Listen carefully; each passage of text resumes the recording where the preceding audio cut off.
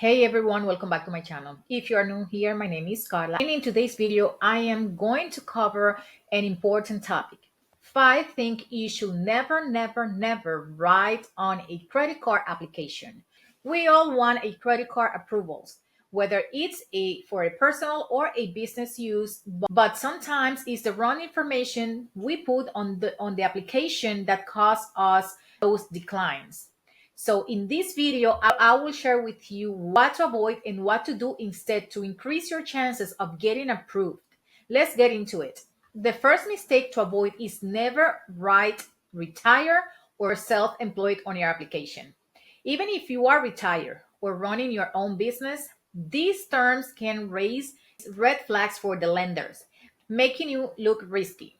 Instead, if you own your own business, say that you are employed by your business. For example, instead of writing self-employed, say you are employed by XYZ company or ABC company, incorporated or LLC.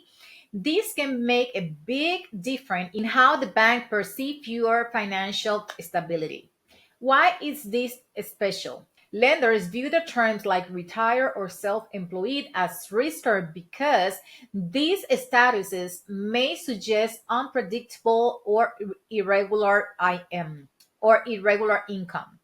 Even if you are financially stable, they don't know that. Many underwriters flag these responses because they associate them with a higher risk. They don't know your reality. It's like I said, you might be stable, but they don't know that. They are based on what you write down in that application, on that paper or online application, whatever you did. But you have to sell the application as best as possible. That way you can get approved. Let's put an example here. Let's say that you are retired but receive a pension, social security number, and rental income from properties that you have or you own. Instead of putting retire, you could list your job as a property manager because you just say that you receive an income from a property that you own. So you basically are managing that property, or you can say consultant at ABC company or a XYZ Inc. Or whatever name you come for your company or whatever is it. So the main thing of this is to show that you will still generate income through active management.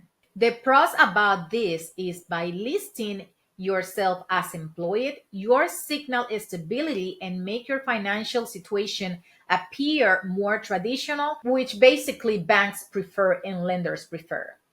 The cons about this is that if you are technically retired or self-employed, this approach may feel misleading. So it is still truthful if you have a legal business entity or continue to earn money from the side hustle. So just keep this in mind. In this case, the best way to get approved is instead of listing retired or self-employed, use your business or a business entity that you are affiliated with, even if you own it yourself. You don't have to be dishonest, you don't have to lie, but focus here on presenting your work in a way that aligns with how lenders perceive a stable income. Number two, be careful with the income you state. Don't list a income that is unrealistic high or too low. Both can lead to your application being flagged.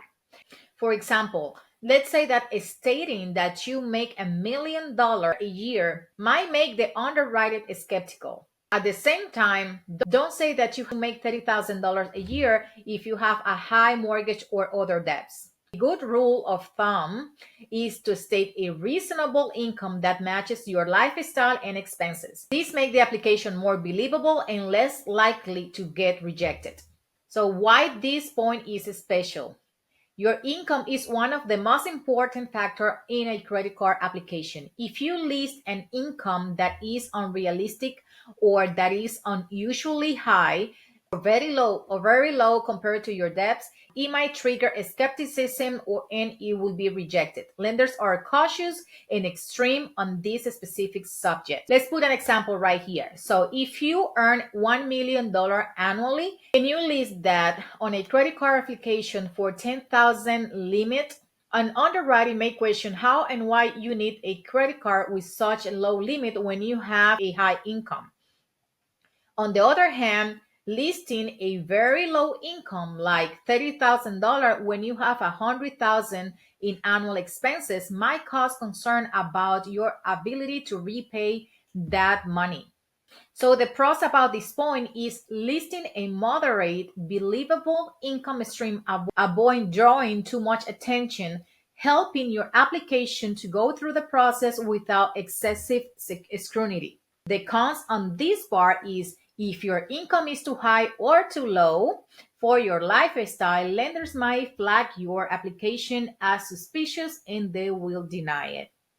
So the best way to get approved or get past through this specific point is wise to state an income that reflects your ability to pay off your debts or the debts that you are carrying. If you have a high income but choose to keep some earnings off the books for tax purposes, list what is reasonable and within range for your lifestyle expenses. Next up, don't give the wrong answer when asked how you will spend your funds or how will you use the funds. Avoid saying you will use the credit to go on vacation or pay off other debts. Lenders want to see that you will use the money responsibly, specifically for business credit cards. Stick to answers like marketing, working capital, business expansion, or things like that. These responses show that you are focused on growing your business and generating more revenue, which is the main key on all of this.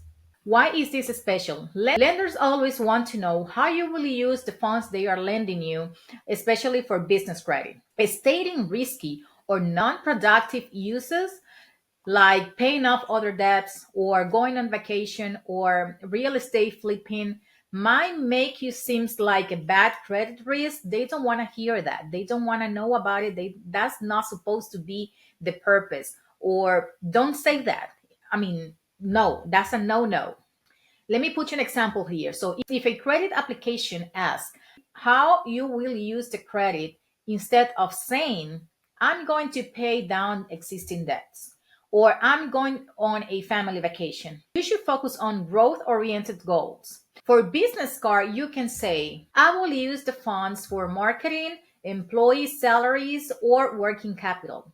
Just as simple as that. Keep it short, keep it simple, keep it specific. So what is the pro on this specific subject? So using growth related answers show the lenders that you are using the funds to expand, not just covering liabilities. This makes you a more attractive borrower and they will be willing or more willing to lend you money. So the con on this specific subject is using funds for personal matters, personal luxury, or to pay off other debts that you might have.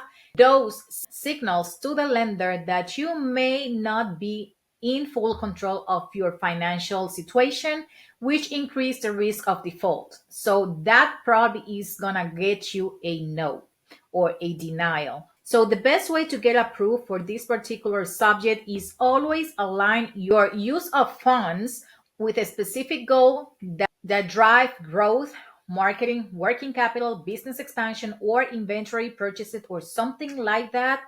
For personal cards, you might say to cover essential expenses and improve my credit score with timely payments. Something like that. You see, if you see the wordiness on these examples is completely different than I want to go on vacation or I just want to pay other debts. So is you have to answer the best way as possible. That way you can sell this answer to them.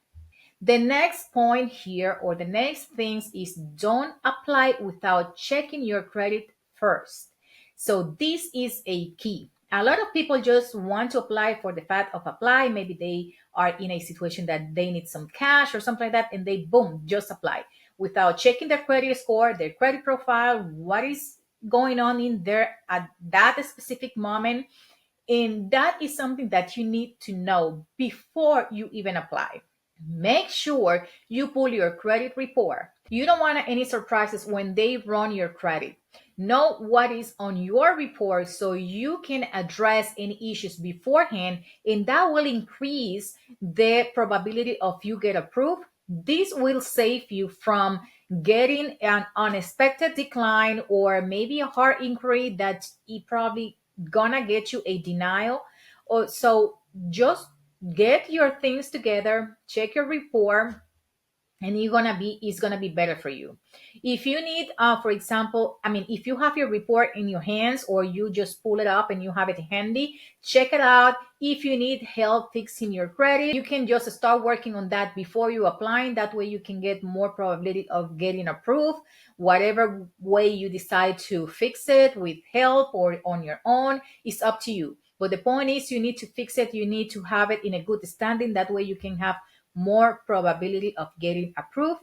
So what is special on this specific subject or topic is knowing what is on your credit report before applying is crucial, because it gives you a chance to fix any discrepancy or any negative items that might impact your approval chances. So what I'm saying here is blindly applying without this knowledge could lead you to multiple rejections and lower your credit score further due to inquiries. Let me put you an example right here. So if you check your credit and, notice a lingering late payment or a collection pop up, or you forgot about it, you can dispute those items, or this item, or depend if it's one or multiple. So you can dispute it before applying. You can handle those issues before, because if you get those things fixed or deleted, probably your score is gonna go up a little bit more, a few points more, and it will increase the probability of getting approved. So let's say that you also find your score is below 600. Instead of applying and likely getting rejected or denied, you can focus on improving it before submitting any application or any loans or credit cards or anything like that. So don't take the risk. Don't take the risk by being ignorant on your credit situation or your credit score or credit report, when you just have to pull it up. Usually this is a free. You have a yearly, you have a free credit report that you can get, and just check it out and you can go from there. So the pro on doing this is pulling your report and addressing any issues increases your chances of approval, and you can prevent unnecessary hard inquiries on your credit report. The con is not checking your credit could result in surprise denial and a deep in your credit score due to repeated hard pull. So don't get crazy if you didn't check your credit report beforehand. Don't start applying multiple times trying to get that money that you might need in that specific moment, because the reality is what you are hurting is your credit. So you're gonna hard pull every time you try in different financial institution, and that's gonna take your credit score down. So be careful about this. The best way to get approved on this specific topic is use free tools like Credit Karma. Again, with Credit Karma, you have to be mindful that it's not 100% accurate, and also is Vantage score, not FICO score. Or get your credit report directly from the credit bureaus to know where you stand at the moment. Make sure your score is above 680 before applying for a higher end score. Lastly, number 5, avoid listing child support or alimony as your main source of income. Lenders view these types of income as unstable because they rely on someone else paying you. So let's say that person you have person A, which might be the mother, and person B, which might be the father. And let's say that person B didn't pay to person A and you didn't get the money in time. Not to mention that the specific income is supposed to be for a specific purpose. So it's better to show that you have other more reliable sources of income, like employments or business revenues, things like that, that even if you receive child support or alimony, it's not the best idea to use it as the only income on a credit card application. I'm telling you because again, the issue with that is that that specific income or income, it has a specific purpose. So it won't work. Don't use it. That won't work. So why is this specific point special? Basically, banks see child support and alimony as unpredictable source of income because depends on continued ability and willingness of a other party to pay, which basically is the person B paying to person A. So in this case, relying on this alone doesn't paint the best picture of financial independence. So let me put you an example over here. Let's say that you receive a 2,500 per month in child support. Even if you might want to mention that income because it looks like you are getting more, it's the best to also show other sources of income as primary income, just as a part-time job or a full-time job, rental income, side business, anything like that, anything that is more reliable. The pro on this subject matter is listing more stable source of income, such as employments alongside child support or alimony, shows the lender that you have diversified sources of funds to repay your debts. On the con side, relying solely on child support and alimony paints you as financially dependent, which increase risk in the eye of the lender. So the best way to get approved on that specific subject is combine alimony or child support with employment income or other revenue streams. That way it can add more value and you can present a stronger application if you put something else in there. Even if the primary income comes from child support, which I would recommend you that to be a secondary, show that you have a part-time job or own a business. This improve your credit worthiness, and multiple sources of income show them that you are a little bit more stable or independent and go from there. So the general tips here to get approved is number one, be honest but strategic. Always provide truthful information, but present it in a way that highlights stability. For example, saying you are employed by your business instead of saying that you are self-employed or retired. The second tip is improve credit first. If your credit score is lower than 680, consider focusing on building it up through on-time payments, paying down balance, and disputing any negative items that you might have in your report before applying. The third tip is diversified income sources. So showing multiple stream of income, even if it's a part-time job or is might be a rental property or dividends or things like that, will make you more appealing borrower. Tip number four is use reasonable numbers. So make sure everything you list from income to debts seems reasonable for your situation. Banks rely on algorithm and underwriters. So keep this in mind. Keeping this straightforward helps prevent issues. And tips number five is align with bank preference. So bank prefer lending to people who are using credit for growth, focusing on business or personal expansion, and emphasize responsible plans for debt credit. So if you implement those tips and consider this tip, you will be having a more reliable application. So that way you have more chances to get approved at once. So this strategy can help you navigate credit cards application, reduce risk of rejections or denials, and help you maximize your chances of approval. And there you have it. The 5 things you should never write down on a credit card applications. Avoid these common mistakes and you will increase your chances of getting that approval that you want. If you like this video or if you find this video helpful, please give us a thumbs up. Make sure to hit that like button. Subscribe to my channel for more tips on personal and business credit. Also, feel free to share this video with anyone who could benefit from this information. Thank you for watching and I will see you in the next one. Bye.